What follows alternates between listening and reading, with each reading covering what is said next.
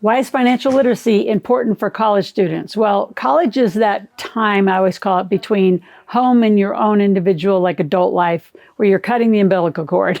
And there's a lot of habits, good, bad, and different, that happen during college. And it's in every category. But let's talk money today. Why is it absolutely so imperative that college students start and get a good financial education? Here's some statistics. 43 million Americans hold student loan debt, totaling $1.6 trillion. 17% of students receive formal financial education, which is very, very small, and is usually parent-driven.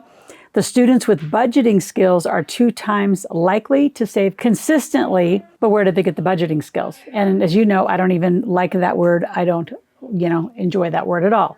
So let's talk about a few things. Let's talk about avoiding the debt trap, which is the number one problem that college kids get themselves in trouble for. Second thing, how to learn to what I call forecast, which is they're going to spend money instead of budget, instead of save, invest. So let's put those words together with some new context to make it more fun and easy for the college student to engage. And the last thing is learning about being an entrepreneur and creating your own money from you, your own skill set. You all have the ability to do it. I started my first entrepreneurial venture at 17 years old, going into college, because it was either get a job or become an entrepreneur. I had a job for about a minute and I thought, this isn't really going to work out for me and my personality and my style of life. So I became a personal trainer because I was at the gym all the time. So it's not a difficult transition. It's starting to ask for money in the very thing that you're doing. So let's go back to the debt trap.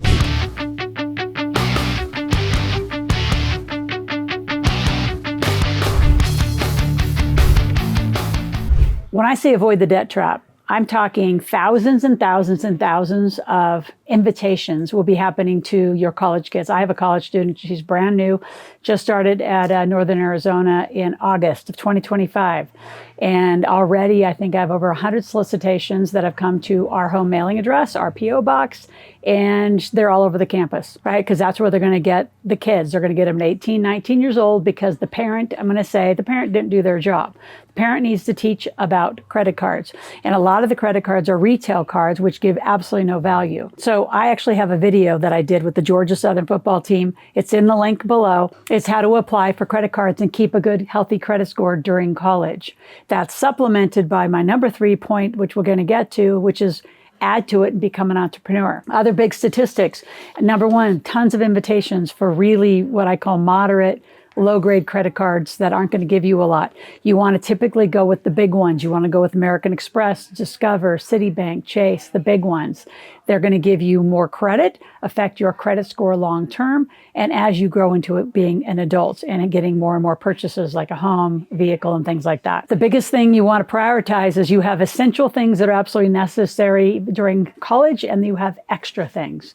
So those are the words I use when I'm talking to my kids. So are you spending on essential things or all the extras because everyone else in school has a bigger, mom and dad trust fund, or you're making more money, or you have a job, or whatever you're doing, you need to be very mindful of the money you're spending every week. The first thing I would do for all of you kids is have you start track your monthly spending from the minute you are moved outside of your parents' home. Start tracking what you spend every month, and then start analyzing, is it essential, is it extra, and where that's going to come into play, given the rules, whether you're going to have to pay for your own college or your parents are going to do it, but there's a lot of rules around that. Learning to save versus invest. Well, first I'm going to back up and say budget. Don't like that word. It's restrictive. It's negative. It's like live below your means. I want you to learn how to grow your means from the minute you are an adult on up.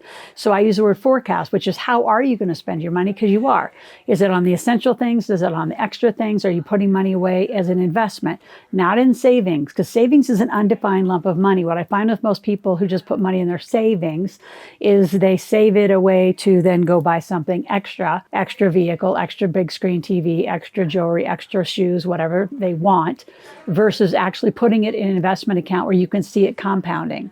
So I want you to grab a compounding calculator really quick, and I want you to just put in some numbers. If all you did every month was starting to put away $200 a month, $200 a month, $200 a month, that's $50 a week. That's it. And all of you at your age, could and should be making that kind of money.